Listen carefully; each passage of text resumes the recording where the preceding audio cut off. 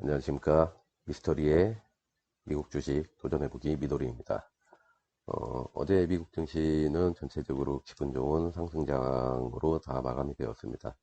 나스닥 같은 경우는 초반에는 다른 지수에 비해서 상승률이 좀 낮고 또 중간에는 하락도 좀 보였었는데 장 후반으로 갈수록 힘을 받아가지고선 가장 높은 상승률을 갖다 기록하기도 했습니다.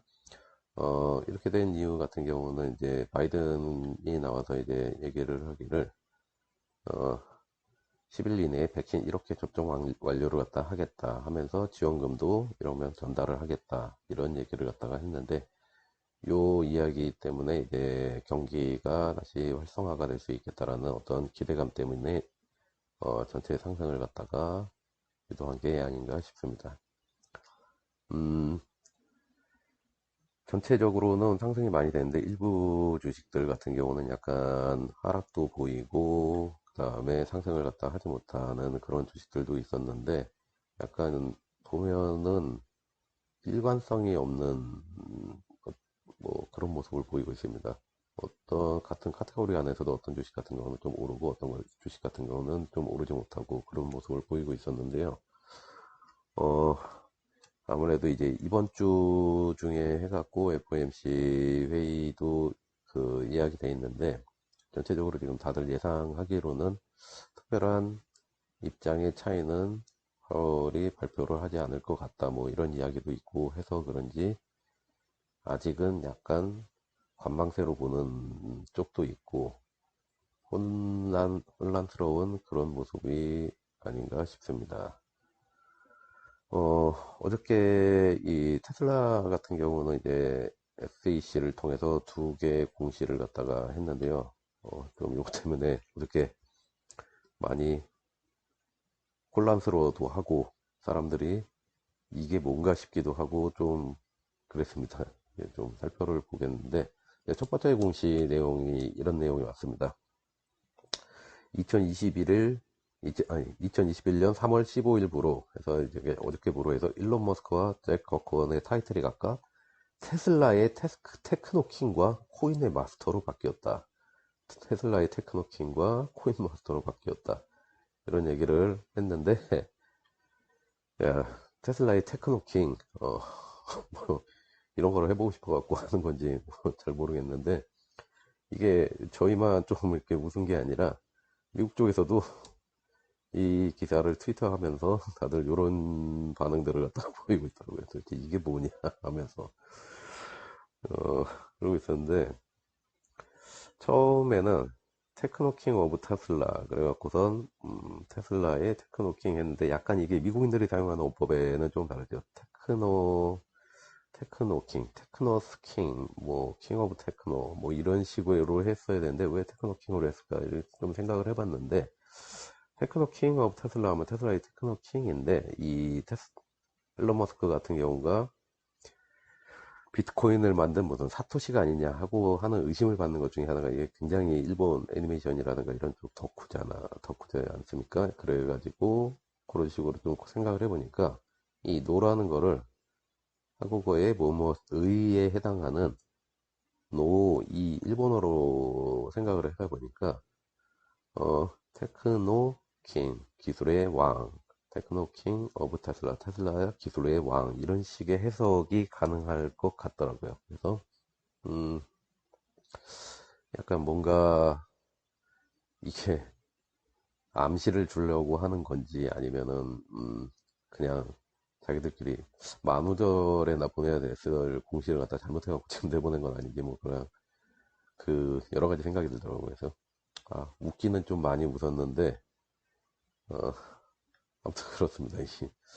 뭐 트위터 때문에 지금 고소도 당하고 우리나라에서요. 이 양반 이제 트위터를 삭제하러 갈 팀원을 모집한다 이런 글들도 간혹 보이고 하는데 이제는 공시를 가지고 이런 짓을 갖다 하고 있어갖고 좀 재밌습니다. 두 번째 테슬라 쪽에서 나온 공시 같은 경우는 좀 우리가 눈여겨봐야 될 텐데 테슬라에서 차량 부문 대표로 있는 제롬 길렘이 테슬라 헤비 트러킹 부문 대표로 자리를 옮겼다라고 합니다. 자, 이 헤비 트러킹 부분이 뭐 하는 데냐 하면은 자 세미 트럭이죠. 세미 트럭을 하는 쪽인데 이게 얼마 전에 나온 기사인데 기가팩토리, 네바다에 있는 기가팩토리 쪽에서 세미트럭 그 생산 라인을 위해서 새로운 잡을 그 구인 광고를 갖다 포스팅을 했다 이런 얘기입니다. 지금 우리는 기가팩토리 네바다에서 테슬라 세미를 위한 제조 시설에 대한 첫 체험 공고를 보았다. 네, 아마도 뭐 그 전에 다른 내용을 통해 가지고선 이 배터리에 대해서 대량 생산 문제를 갖다 이제 해결하기 전까지는 생산을 갖다 하지 않을 거다 그랬는데 아마도 어느 정도 준비가 된 것 같습니다. 그래서 이제 이 제롬 갤렌을 갖다 그쪽 대표로 보내면서 본격적인 이제 생산을 준비하는 듯한 모양새인데 이제 개인용 차량이 아니라 이제 세미트럭 같은 경우는 이제 상업용 차량이죠. 이제 상업용 차량을 갖다 판매하기 시작하면은 테슬라 쪽 매출에도 이제 새로운 매출의 기회가 좀 생기지 않을까 그렇게 기대를 해봅니다. 테슬라에 대한 뉴스는 이걸로 이제 정리를 하고 그 다음은 이제 알리바바에 대한 뉴스가 어저께 이제 월스트리트 저널에 나왔는데 며칠 전에 해가지고선 그 알리바바가 아니죠. 바이두에 대한 이야기를 하면서 이 중국 양회에서 발표된 이 반독점법에 대한 이야기를 해드렸는데 뭐 이쪽에 해가지고서 그 영상 보실 게 링크 한번 띄워드리겠습니다. 이게 좀 문제가 알리바바 쪽에서 더 커지고 있는 모양입니다. 이제 그 반독점법 자체가 그 영상에서 제가 알리바바와 텐센트를 갖다 주로 이제 겨냥을 하고 있다고 했는데 알리바바 같은 경우는 언론하고 이런 뭐 SNS나 이런 거를 갖다 좀 이렇게 많이 보유를 하고 있습니다. 지분을. 그래서 홍콩 사우스 차이나 모닝포스트라든가 웨이보 지분 소유하고 있고 유큐라고 하는 중국 최대 동영상 스트리밍 플랫폼도 지분을 보유하고 있죠.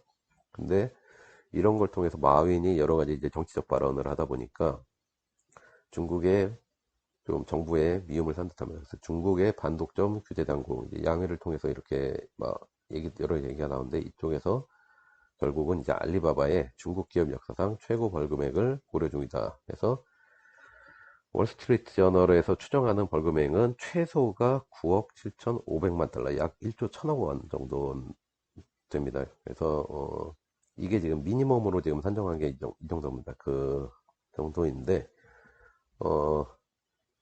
중국 당국에서 이제 마윈을 갖다가 겨냥해서 여러 가지 규제 공세를 갖다가 시작한 이후 지금 전체 주가는 한 2천억 달러, 시가총액의 4분의 1 정도를 갖다가 날려먹은 상태입니다. 근데 이게 아마도 계속될 수도 있습니다. 알리바바 그룹 같은 경우가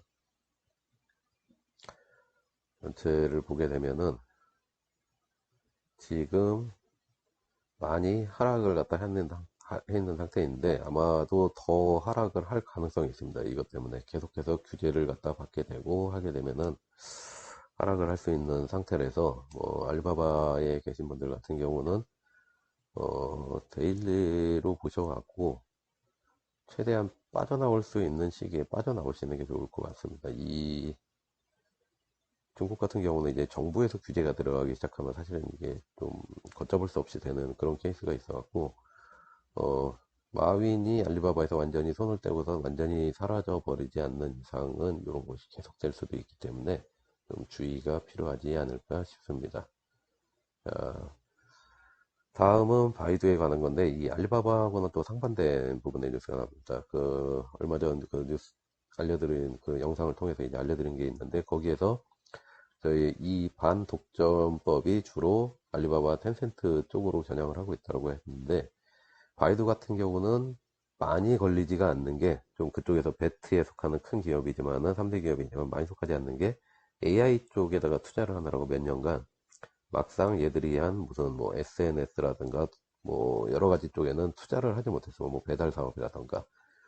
그래서 이 AI 쪽에 했었는데 이 홍콩 상장을 앞두고 AI 상품인 쿤룬에 대해서 투자금 유치를 갖다가 진행을 했는데 여기에서 AI 사업부인 쿤룬의 가치가 약 20억 달러, 2조 3천억 원 정도의 가치가 있다라고 로이터하고 통해서 갖고선 나왔습니다. 그래서 투자금 유치가 마무리가 됐는데 여러 이제 투자 회사들이 참여를 해갖고 이런 가치가 있다라고선 판단을 한 거죠. 이게 AI 전체가 아니라 AI 사업부 쿤눈이라고 하는 사업부가 바이두 안에 작은 사업부가 있는데 그 부서의 가치만 지금 20억으로 평가를 합니다. 그 부서에서 여러 가지를 갖다 차량용이라든가 여러 가지를 갖다가 만들 텐데 이거를 갖다 이제 파생되는 산업적으로 보면 사실 더 커질 수가 있는 거고요. 이 구글 같은 경우도 처음에 이제 딥마인드 그 AI 하던 딥마인드라는 회사를 갖다 인수할 그 사실 부서 정도 사이즈였죠. 50명 정도 직원이 있는 그 작은 규모였는데 이때 인수 금액이 7천억 원 정도였는데 지금 그거보다는 큰 사이즈의 부서로 키워냈다라고 그 우리가 판단할 수 있는 겁니다. 그래서 이 쿤눈 같은 경우를 갖다가 이제 사업부에서 자회사로 분사를 갖다 시켜가지고 본격적으로 이제 사업을 갖다가 한다고 하니까 이런 부분 때문에 바이두 같은 경우는 초반에 해가지고선 조금 하락장을 하고 있다가 상승세를 갖다가 한번 보여주고 하는 모습이 있었습니다. 장기적으로 보게 되면 바이두 같은 경우는 이 중국에 있는 그 3대 IT 기업들 중에서 그래도 가장 리스크가 적고 상승의 여력도 조금 더 많지 않나라는 판단을 해봅니다. 다음 뉴스는 골드만삭스가 유니티의 목표가를 갖다가 126불로 상향하면서 바이견을 갖다가 줬다라는 이야기가 나왔습니다. 이쪽에 이제 애널리스트인 이 양반 멀윈이라는 사람이 이렇게 말을 하기를 우리는 유니티의 실시간 콘텐츠 제작 엔진이 비디오 게임 제작 방식에 구조적인 변화를 일으키고 있다고 믿습니다. 라면서 유니티는 모든 유형의 크리에이터들에게 비교적 저렴한 비용으로 자사의 엔진을 제공하여 플랫폼 전반에 걸쳐 개발할 수 있는 유연성을 갖추면서 독점적이고 값비싼 엔진으로서 인한 게임 개발에 대한 진입장벽을 낮추기 시작했다라고 했습니다. 이 독점적이고 값비싼 게임 엔진이라고 하는 거는 언리얼 엔진이겠죠. 네. 그 언리얼 엔진 같은 경우 약간 진입장벽이 높았는데 이런 거에 대한 것에 낮추기 시작했다는데 결국은 이제 그제 말씀드린 그 로블록스하고 연관이 된 것 같습니다. 그때도 말씀을 드렸는데 로블록스의 성공 자체는 결국은 그 게임을 만들게 한 엔진이 유니티의 성공으로 이제 이어질 수가 있다는 이야기죠. 개발사들 같은 경우가 어떤 게임 하나가 성공하는 걸 보면은 그거가 어떤 동기부여가 돼갖고 그 기존의 개발사뿐만 아니라 새로운 개발사들도 많이 나오면서 그쪽 산업 자체가 약간 활성화되는 그런 부분이 있습니다. 근데 지금 로블록스 같은 경우가 이 유니티 엔진을 사용을 해갖고 상장을 하면서 성공하는 걸 보면서 이제 앞으로 유니티를 사용하는 사람들 그 다음에 새로운 신생 개발사들이 많이 양상이 될 추세다 보니 이렇게 목표가 상향을 갖다가 한 게 아닌가 싶습니다. 이제 골드만 같은 경우도 많이 보수적인 쪽인데 그렇게 상향을 하면서 초반부터 이제 뉴스가 나오기 시작하면서 많이 상승을 하고 계속 상승 여력을 하다가 결국은 이제 애프터장에서까지 상승을 해서 장중에는 이제 109불대에서 마무리가 되는데 애프터장에서는 이제 110불대까지 올라갔죠. 아마도 굉장히 좀 많이 올라갈 것 같습니다. 이 정도를 골드만에서 했으면은 뭐 100불 후반대나 뭐 200불 이상도 가지 않을까라는 또 예상도 해봅니다. 아까 말씀드린 것처럼 이제 바이든의 이제 이 서명이 끝나고던 백신에 대한 이런 게 나오기 시작을 하면서 여러 가지 이제 앞으로 미국 경기가 어떻게 될지에 대해서 여러 가지 예측이 나오는데 이제 며칠 전 UBS가 블룸버그를 통해 가지고 발표한 이제 ISM 지수하고선 미국의 개인소득에 대한 그런 자료들이 있어갖고 한번 가져와 봤는데 미국인들 같은 경우에는 이제 미국인들의 요 약간 연한 색깔이 개인의 이제 어떤 뭐 급여 소득이라든가 그런 쪽에 그런 소득이고요. 요 진한 색깔이 이제 개인의 그 소득인데 요 부분이 급여 소득이나 이런 거 같은 경우는 작년에 이제 코로나가 일어나면서 감소를 하다가 조금씩 해서 지금 서서히 원위치를 되찾아가고 있는 추세입니다. 어떤 직업군 같은 경우는 아직도 이제 실업수당을 받고 그래야 되는 상황이지만은 그래도 뭐 이제 많은 직업군들 같은 경우는 점점 이제 다시 실업률을 갖다 낮춰가는 그런 추세로 되어 가다 보니까 이렇게 되어 있는데, 요 퍼스널 인컴 개인 소득 같은 경우는 코로나 때 해갖고 치솟고 지금 다 이제 다시 치솟고 있죠. 자, 이게 몇 가지 요인이 있는데, 지- 어, 나가서 뭘 할 수 없다 보니까 지출이 첫째 감소하겠고, 그 다음에 주가가 상승했습니다. 그 다음에 주택 가격도 상승을 했죠. 그래서 이런 것들이 종합적으로 돼서 개인 소득 전체는 큰 상승을 하게 되는 그런 추세가 있었던 겁니다. 그리고 현재 지출이 감소했다 보니까 저축도 계속 이제 증가를 갖다 하고 있는 추세였겠죠. 거기에다가 이제 바이든의 경기부양책, 이 경기부양책이 해서 나오게 되면은 이 저축은 더 증가를 할 것이라고 지금 예측이 되고 있다고 합니다. 자, 그러면은 요거를 갖다가 이제 놔둔 상태에서 우리가 ISM 지수를 볼 텐데, ISM 지수 같은 경우는 어, 어떤 선행지수로서 많이 사용이 됩니다. 이쪽에 이제 보통 제조업하고 서비스업 쪽으로 해가지고선 이 업계에다가 어떤 설문조사 같은 거를 갖다 하는 건데, 니네 요새 어떠냐? 경기가 어떠냐? 이렇게 하고 물어보는 건데, 이게 예상치보다 높은 점수가 나오게 되면은 이렇게 상승을 하게 되고, 우선 예상보다 낮게 나오면은 하락을 갖다 하게 하는 식으로 해갖고 이제 지수가 발표가 되는데, 생산 쪽에 제조업 쪽에 대한 부분은 이 부분에서 상승을 하고 있고, 서비스 부분은 약간 올라가다가 하락을 하고 있죠. 이 지수는 50점을 보통 기준으로 합니다. 그래서 50점 이상은 경기가 확장이 되고 있다. 50점 이하로 떨어지면은 경기가 축소가 되고 있다라고 이렇게 예측을 갖다 하는 건데, 왜?